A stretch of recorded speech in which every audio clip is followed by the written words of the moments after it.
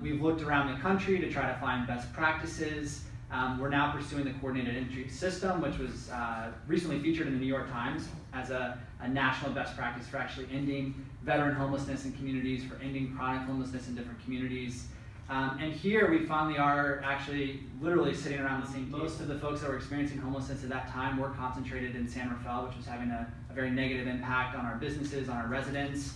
And because a lot of the services were also concentrated here, other cities didn't have really much of a choice, and so they were sending people to San Rafael.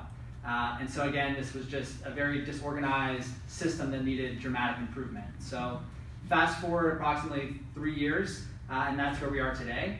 And the grand jury report, I think, gives us really pretty high marks on how far we've come. As you know from some of my past presentations. So just 3 years ago, the grand jury identified that basically we had no plan. We weren't coordinated. There was no systemic approach to this issue. Some of the folks that had been working on the issue at that time were not empowered to really pursue meaningful change.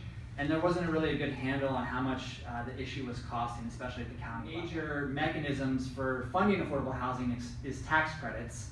And tax credits are made more competitive with the more local funding that you can contribute to the project. So if we're not able to contribute a lot of local funding to these projects, we're not going to be competitive for tax credits, and it creates something of a vicious cycle in terms of falling farther and farther behind on creating more units. So that's something that's also called out in this report is that needs to be done countywide if we're going to really tackle this.